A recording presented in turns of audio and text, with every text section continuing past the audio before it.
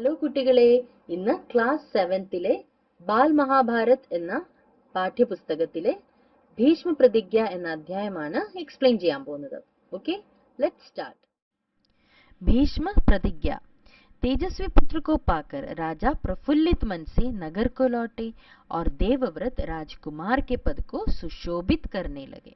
അപ്പോൾ തേജസ്വിയായ തന്റെ മകനെയും കൊണ്ട് അദ്ദേഹം വളരെയധികം സന്തോഷത്തോടെ നഗരത്തിലോട്ട് തിരിച്ചെത്തുകയാണ് ചെയ്യുന്നത്.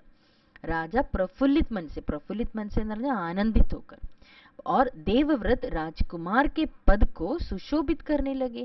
സുശോഭിത് കർണ എന്ന് പറഞ്ഞാൽ എന്താണ്? അലങ്കരിക്കുക. അതായത് രാജകുമാരന്റെ പദവി അദ്ദേഹം ഏറ്റെടുക്കുന്നു. അപ്പൊ देवव्रत राजकुमार के पद को सुशोभित करने लगे. 4 वर्ष और बीत गए. एक दिन राजा शांतनु यमुना तट की ओर घूमने आए तो वहां अप्सरा सी सुंदर एक तरुणी खड़ी दिखाई दी. तरुणी का नाम सत्यवती था. അപ്പോൾ 4 വർഷങ്ങൾ അങ്ങനെ കഴിഞ്ഞുപോയി. एक दिन ഒരു ദിവസം രാജാ ശാന്തനു യമുനയുടെ നദീതീരത്ത്, യമുന നദീതീരത്ത് ഇങ്ങനെ ഒന്ന് എന്താണ് കറങ്ങാനായിട്ട് പോയതാണ്. ഘൂമനെ ഗയേ तो वहां अप्सरा सी सुंदर, നല്ല അപ്സരയെ പോലെ സുന്ദരിയായ ഒരു യുവതിയെ, തരുണി എന്ന് പറഞ്ഞാൽ യുവതി, അപ്പൊ ഈ ഒരു യുവതിയെ അവിടെ കണ്ടു. ഖടി ദിഖായി ദി, അവിടെ നിൽക്കുന്നതായിട്ട് കണ്ടു. തരുണി കാ നാം സത്യവതി था. സത്യവതി എന്നായിരുന്നു ആ യുവതിയുടെ പേര്. गंगा के वियोग के कारण राजा के मन में जो विराग छाया हुआ था वह इस तरुणी को देखते ही विलीन हो गया. അപ്പോൾ ഗംഗയുമായിട്ടുള്ള ആ വേർപാട് കാരണം രാജാവിന്റെ മനസ്സിൽ എന്തായിരുന്നു? വിരാഗ് ഛായ ഹുവാത്ത. വിരാഗ് ഛാജാന എന്ന് പറഞ്ഞാൽ മനസ്സിൽ എന്താണ്? ഒന്നും ചെയ്യാൻ തോന്നാതിരിക്കുക, അത് ഒന്നിലും ഒരു ഇൻട്രസ്റ്റ് ഇല്ലാതാവുക. അപ്പൊ ഇസ് തരുണിക്കു ദേഖ്തേ ഹി വിലീൻ ഹോ ഗയ. അങ്ങനെയുള്ള ആ മനസ്സ്, ആ വേർപാടില് വിഷമിച്ചിരുന്ന ആ മനസ്സ് ഈ തരുണി, അത് ഈ യുവതിയെ കണ്ടപ്പോഴേക്കും അതെല്ലാം ഇല്ലാതായി. उस सुंदरी को अपनी पत्नी बनाने की इच्छा उनके मन में बलवती हो उठी. അപ്പോൾ ഈ സുന്ദരിയെ കണ്ടതും അദ്ദേഹത്തിന്റെ മനസ്സിൽ എന്തായിരുന്നു? ആ യുവതിയെ തന്റെ പത്നിയാക്കി വാഴിക്കാനായിരുന്നു അദ്ദേഹത്തിന്റെ മനസ്സിൽ വന്ന ചിന്ത. അതായത് അത് കൂടിക്കൊണ്ട് വന്നു. ബലവത്തി ഹോട്ടി എന്ന് പറഞ്ഞാൽ അത് ആ മനസ്സിലെ ആ ചിന്ത എന്താണ്? ഉറച്ചു വന്നു. അതായത് അദ്ദേഹത്തിന് യുവതിയെ പത്നിയാക്കണം എന്നത് തന്നെയായിരുന്നു അദ്ദേഹത്തിന്റെ മനസ്സിൽ. അദ്ദേഹം അത് ഉറച്ചു. और उन्होंने सत्यवती से प्रेम याचना की. അതിനു വേണ്ടി തന്നെ അദ്ദേഹം എന്താണ്? സത്യവതിയോട് തന്റെ പ്രേമത്തെ പറ്റി അറിയിച്ചു. സത്യവതി ബോലി. അപ്പോ സത്യവതി എന്താണ് പറഞ്ഞത്?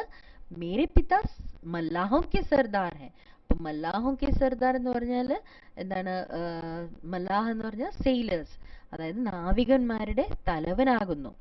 പഹലെ ഉൻകി അനുമതി ലേ ലീജിയെ. ആദ്യം താങ്കൾ അദ്ദേഹത്തിന്റെ, അതായത് തന്റെ പിതാവിന്റെ എന്താണ് അനുമതി, പെർമിഷൻ മേടിച്ചാലും ഫിർ മേ ആപ്കി പത്നി ബന്നെ കോ തയ്യാർ ഹൂം. അതിനുശേഷം ഞാൻ താങ്കളുടെ പത്നിയാകാൻ തയ്യാറാണ്. രാജാ ശാന്തനു ने जब अपनी इच्छा उन पर प्रकट की तो केवट राज ने कहा आपको मुझे एक वचन देना पड़ेगा. അപ്പോൾ ശാന്തനു തന്റെ ആഗ്രഹം, തന്റെ ആഗ്രഹം കേവട്ട് രാജിനെ അറിയിച്ചു, അതായത് സത്യവതിയുടെ പിതാവിനെ, അച്ഛനെ. അപ്പൊ അദ്ദേഹം എന്താണ് പറഞ്ഞത്? ആപ്കോ മുझे एक वचन देना पड़ेगा. താങ്കൾ എനിക്കൊരു വചനം നൽകേണ്ടി വരും, അതായത് ഒരു പ്രോമിസ് ചെയ്യേണ്ടതായിട്ട് വരും. രാജാനെ കहा जो मांगोगे दूंगा यदि वह मेरे लिए अनुचित न हो. जो मांगोगे ദൂങ്ക. താങ്കൾ എന്ത് ചോദിക്കുകയാണെങ്കിലും ഞാൻ തരാൻ തയ്യാറാണ്, പക്ഷെ അത് എനിക്ക് ഉചിതമാകണം. അനുചിത് ന ഹോ. ഉചിതമാകണം, അനുചിത് ആകരുത്. എനിക്ക് ശരിയായിട്ടുള്ളത് മാത്രമേ ഞാൻ ചെയ്യത്തുള്ളൂ. താങ്കൾ എന്ത് വേണമെങ്കിലും ചോദിച്ചോളൂ. കേവട്ട് രാജ് പോലെ आपके बाद हस्तिनापुर के राज सिंहासन पर मेरी लड़की का पुत्र बैठेगा. इस बात का आप मुझे वचन दे सकते हैं. അപ്പോ കേവട്ട് രാജ് എന്താണ് ചോദിച്ചത്? ആപ്കെ ബാദ്, താങ്കൾക്ക് ശേഷം ഹസ്തിനാപുരത്തിന്റെ രാജസിംഹാസനത്തിൽ എന്റെ മകളുടെ പുത്രൻ. കേവട്ട് രാജ് പോലെ ആപ്കെ ബാദ് ഹസ്തിനാപുർ കെ രാജസിംഹാസൻ पर मेरी लड़की का पुत्र बैठेगा. इस बात का आप मुझे वचन दे सकते हैं. കേവട്ട് രാജ് എന്താണ് ചോദിച്ചത്? आपके बाद താങ്കൾക്ക് ശേഷം ഹസ്തിനാപുരത്തിന്റെ രാജസിംഹാസനത്തിൽ എൻ്റെ മകളുടെ പുത്രനാണ് ഇരിക്കേണ്ടത്. इस बात का आप मुझे वचन दे सकते हैं?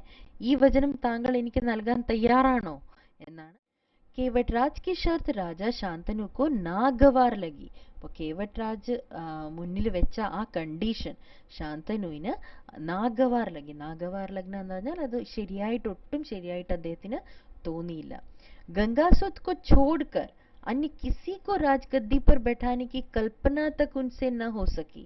അപ്പോൾ ഗംഗാസുത് അല്ലാതെ, അതായത് ഗംഗയുടെ മകൻ അല്ലാതെ വേറെ ആരെയും ആ രാജസിംഹാസനത്തിൽ ഇരിക്കുന്നതായിട്ട് അദ്ദേഹത്തിന് കൽപ്പന ചെയ്യാൻ, അതായത് അദ്ദേഹത്തിന് എന്താണ് ആലോചിക്കാൻ പോലും, ഇമാജിൻ ചെയ്യാൻ പോലും അദ്ദേഹത്തിന് സാധിക്കുന്നില്ലായിരുന്നു.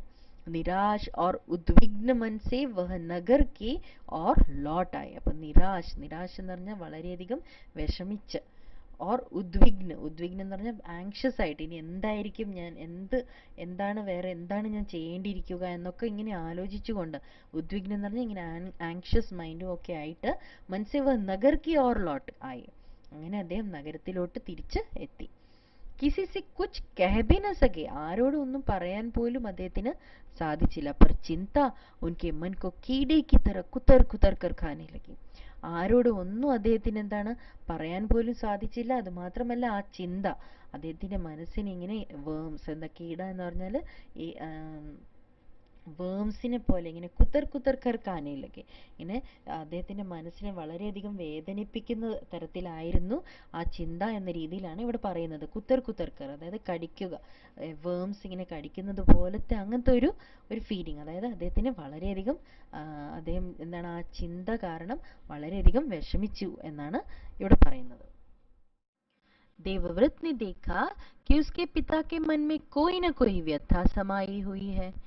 एक दिन उसने शांतनु से पूछा, पिताजी, संसार का कोई भी सुख ऐसा नहीं है जो आपको प्राप्त न हो, फिर भी इधर कुछ दिनों से आप दुखी दिखाई दे रहे हैं. आपको किस बात की चिंता है? അപ്പോൾ ദേവവ്രത്ത് അച്ഛനെ ഇങ്ങനെ ശ്രദ്ധിക്കുന്നുണ്ടായിരുന്നു. ദേവവ്രത്തിനെ देखा कि उसके पिता के मन में कोई न कोई व्यथा समाई हुई है. ഏതോ ഒരു വിഷമം അദ്ദേഹത്തിന്റെ മനസ്സിൽ ഇങ്ങനെ കിടക്കുന്നുണ്ട് എന്ന കാര്യം ദേവവ്രത്തിന് മനസ്സിലായി. एक दिन उसने शांतनु से पूछा, पिताजी, संसार का कोई भी सुख ऐसा नहीं है जो आपको प्राप्त न हो. എന്താണ് ശാന്തനു ചോദിച്ചത്? പിതാജി, സംസാർ കാ കോയി ഭി സുഖ്, ഈ ലോകത്ത് ഒരു സുഖവും ഇല്ല താങ്കൾ അനുഭവിക്കാത്തതായിട്ട്, താങ്കൾക്ക് ലഭിക്കാത്തതായിട്ട് ഒന്നുമില്ല ഈ ലോകത്ത്. എല്ലാ സുഖ സൗകര്യങ്ങളും താങ്കൾക്ക് കിട്ടിയിട്ടുണ്ട്. फिर भी इधर कुछ दिनों से आपको दुखी दिखाई दे रहे हैं. എന്നിട്ട് പോലും താങ്കൾ ഈയിടെയായിട്ട് താങ്കൾക്ക് എന്തോ ദുഃഖം അലട്ടുന്നത് പോലെ തോന്നുന്നു. ദുഃഖി ദിഖായി ദേ രഹേ ഹൈ, താങ്കൾ വിഷമിതനായിട്ട് കാണപ്പെടുന്നു. आपको किस बात की चिंता है? താങ്കൾക്ക് എന്തിന്റെ ചിന്തയാണ്, അതായത് എന്തോ ഒരു ചിന്ത താങ്കളെ അലട്ടുന്നുണ്ട്, അതെന്താണ് എന്നാണ് ശാന്തനു ചോദിച്ചത്. यद्यपि शांतनु ने गोलमाल बातें बताई, फिर भी कुशाग्र बुद्धि देवव्रत को बात समझते देर न लगी. यद्यपि എന്ന് പറഞ്ഞാൽ എന്താണ്? എന്നിരുന്നാൽ പോലും, ഓൾദോ എന്ന് പറയത്തില്ലേ. ശാന്തനുവിനെ ഗോൽമാൽ ബാത്തേം ബത്തായി, ഇങ്ങനെ ഗോൽമോൽ, അതായത് ഇങ്ങനെ അവിടെ ഇവിടെ ഒന്നും ടച്ച് ചെയ്യാത്ത പോലെ ഇങ്ങനെ എങ്ങനെയൊക്കെയോ ഉരുണ്ട് കളിച്ചു, അതായത് ഒന്നും ക്ലിയർ ആയിട്ട് പറഞ്ഞില്ല.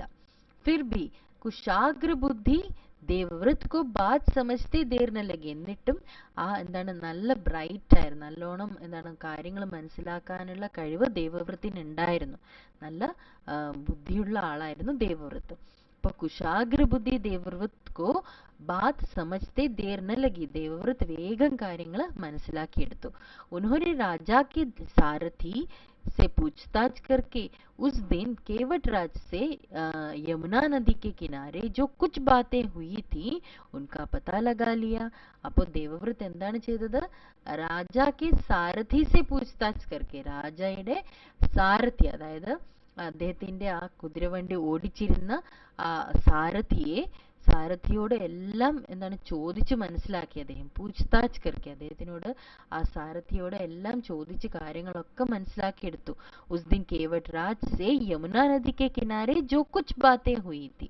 ആ സമയത്ത് കേവട്രാജുമായിട്ട് യമുന നദിയുടെ ആ തീരത്ത് നടന്ന എല്ലാ സംസാര വിഷയങ്ങളും എല്ലാ കാര്യങ്ങളും അദ്ദേഹം ആ സാരഥിയോട് എല്ലാം ചോദിച്ചു മനസ്സിലാക്കി. ഉൻകാ പത്താ ലഗാ ലിയ. അങ്ങനെ എല്ലാ കാര്യങ്ങളും മനസ്സിലാക്കിയെടുത്തു. पिताजी के मन की व्यथा जानकर देवव्रत सीधे केवटराज के पास गए और उनसे कहा कि वह अपनी पुत्री सत्यवती का विवाह महाराज शांतनु से कर दे. അപ്പോ ഇത് കേട്ടതും ഈ കാര്യങ്ങളൊക്കെ മനസ്സിലാക്കി എടുത്തതും ദേവവ്രത് എന്താണ് ചെയ്തത്? പിതാജിക്ക് മൻ കി വ്യഥ ജാൻകർ, അങ്ങനെ ആ പിതാജിയുടെ അച്ഛന്റെ മനസ്സിലുള്ള ആ വ്യഥ, ആ വിഷമം മനസ്സിലാക്കിയതോടെ ദേവവ്രത് നേരെ സീധെ കേവട്രാജ് കെ പാസ് ഗए. കേവട്രാജിന്റെ പക്കലാണ് അദ്ദേഹം പോയത്. और उनसे कहा कि वह अपनी पुत्री सत्यवती का विवाह, എന്നിട്ട് എന്താണ് പറഞ്ഞത്? താങ്കളുടെ പുത്രി സത്യവതിയുടെ വിവാഹം, കല്യാണം महाराज शांतनु से कर दे. महाराज केवटराज ने वही शर्त दोहराई जो उन्होंने शांतनु के सामने रखी थी. അപ്പോൾ കേവട്രാജ് വീണ്ടും ആ കണ്ടീഷൻ റിപ്പീറ്റ് ചെയ്തു. ദോഹറാന എന്ന് പറഞ്ഞാൽ ആവർത്തിക്കുക. जो उन्होंने शांतनु के सामने रखी थी, എന്താണോ ശാന്തനുവിന്റെ മുമ്പിൽ ഏത് കണ്ടീഷനാണോ വെച്ചത് അതേ കണ്ടീഷൻ വീണ്ടും കേവട്രാജ് ആവർത്തിച്ചു. देवव्रत ने कहा, यदि तुम्हारी आपत्ति का कारण यही है तो मैं वचन देता हूं कि मैं राज्य का लोभ नहीं करूंगा. सत्यवती का पुत्र ही मेरे पिता के बाद राजा बनेगा. ഇപ്പൊ ദേവവ്രത് എന്താണ് മറുപടി നൽകിയത്?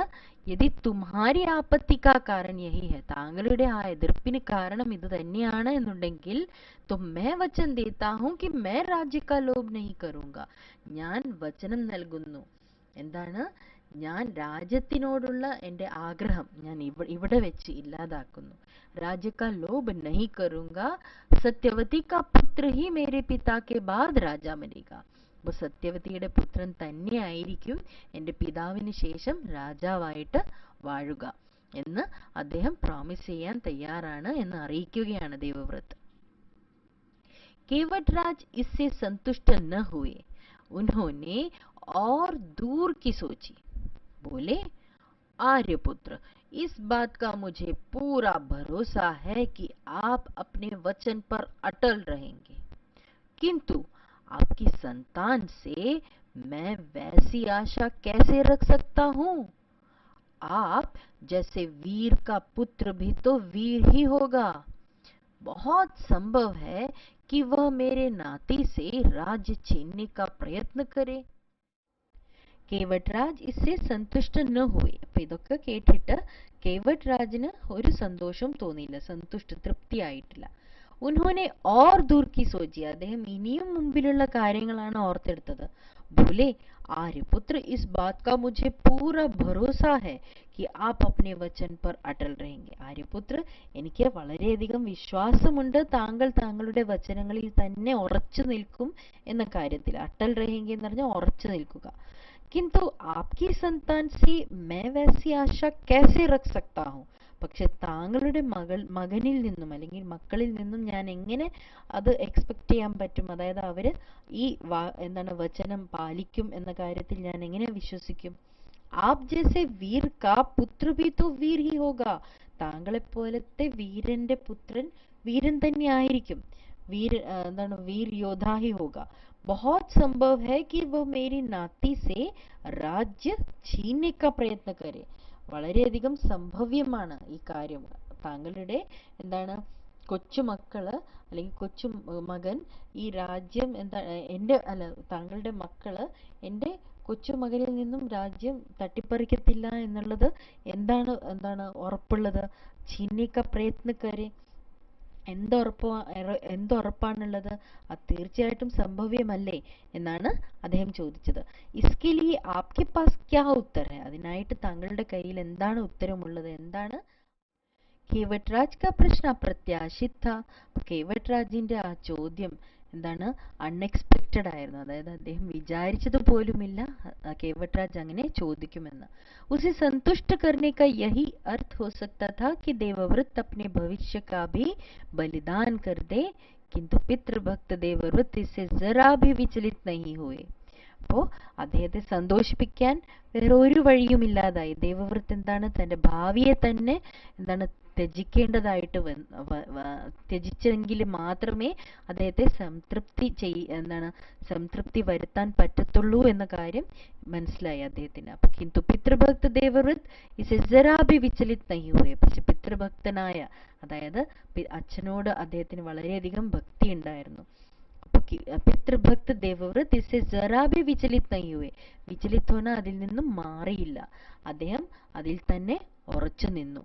गंभीर स्वर में उन्होंने यह कहा, मैं जीवन भर विवाह नहीं करूंगा, आजन्म ब्रह्मचारी रहूंगा, मेरी संतान ही न होगी, अब तो तुम संतुष्ट हो. तो गंभीर स्वर में നല്ല ഒച്ചയിൽ അദ്ദേഹം പറഞ്ഞു, मैं जीवन भर विवाह नहीं करूंगा, ഞാൻ എൻ്റെ ജീവിതകാലം മുഴുവനും ഞാൻ വിവാഹം ചെയ്യത്തില്ല. ആ ജന്മ ബ്രഹ്മചാരി രഹുക, ജീവിതം മുഴുവനും, എൻ്റെ ജന്മം മുഴുവനും ഞാൻ ബ്രഹ്മചാരിയായിട്ട് ജീവിക്കും. മേരി സന്താൻ ഹി ന ഹോഗി, എൻ്റെ ഞാൻ ബ്രഹ്മചാരിയായി ജീവിക്കുകയാണെങ്കിൽ എനിക്ക് മക്കളെ ഉണ്ടാകും. किसी को आशा न थी कि तरुण कुमार ऐसी कठोर प्रतिज्ञा करेंगे. അപ്പൊ ആരും വിചാരിച്ചതുപോലുമില്ല ഈ തരുൺ കുമാർ, അതായത് യുവാവ്, ഇത്രയും വലിയ ഒരു പ്രതിജ്ഞ, കഠോരമായിട്ടുള്ള ഈ പ്രതിജ്ഞ എടുക്കുമെന്ന് ആരും വിചാരിച്ചതുപോലുമില്ല. ദേവവ്രത് ने भयंकर प्रतिज्ञा की थी, इसीलिए उस दिन से उनका नाम ही ഭീഷ്മ पड़ गया. അദ്ദേഹം ഭയങ്കരമായിട്ടുള്ള ഒരു കഠോര പ്രതിജ്ഞയാണ് അദ്ദേഹം എടുത്തത്. അതുകൊണ്ട് തന്നെ അദ്ദേഹത്തിന്റെ പേര് അതിനുശേഷം ഭീഷ്മ എന്നായി. केवटराज ने सानंद अपनी पुत्री को देवव्रत के साथ विदा किया. केवटराज സാനന്ദ്, സന്തോഷത്തോടെ ആനന്ദത്തോടെ തന്റെ മകളെ എന്താണ് ദേവവ്രത്തിന്റെ കൂടെ പറഞ്ഞയച്ചു. सत्यवती से शांतनु के 2 पुत्र हुए, चित्रांगद और विचित्रवीर्य.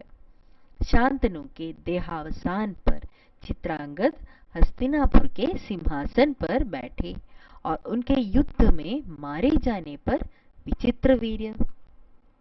विचित्रवीर्य की 2 रानियां थी, अंबिका और अंबालिका. अंबिका के पुत्र थे धृतराष्ट्र और अंबालिका के पांडु. धृतराष्ट्र के पुत्र कौरव कहलाए और पांडु के. അങ്ങനെ സത്യവതിയാൽ ശാന്തനുവിന് 2 മക്കൾ പിറന്നു, അതായത് 2 പുത്രന്മാർ, ചിത്രാംഗദ് और विचित्रवीर्य. അപ്പോ ശാന്തനു के देहावसान पर चित्रांगद हस्तिनापुर के सिंहासन पर बैठे. അപ്പൊ ശാന്തനു മരണപ്പെട്ടതോടെ ചിത്രാംഗദ് ഹസ്തിനാപൂരിന്റെ സിംഹാസനത്തിൽ ഇരുന്നു, അതായത് അദ്ദേഹമാണ് പിന്നീട് രാജാവായത്, ചിത്രാംഗദ്.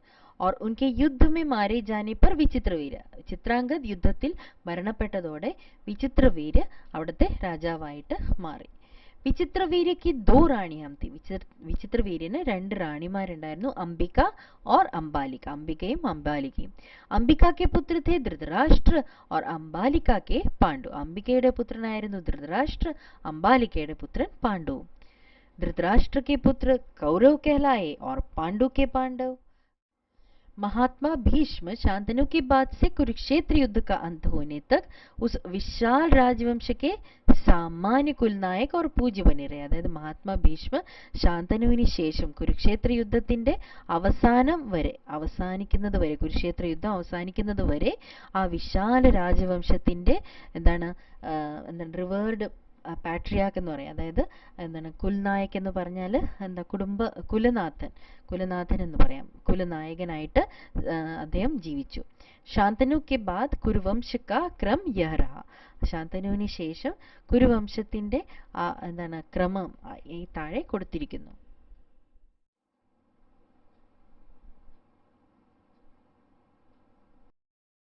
എല്ലാവർക്കും ഈ വീഡിയോ ഇഷ്ടമായി കാണും എന്ന് വിശ്വസിക്കുന്നു. ഇനി അടുത്ത വീഡിയോയുമായി കാണാം. അതുവരെ keep reading, keep learning. Happy learning. Thank you.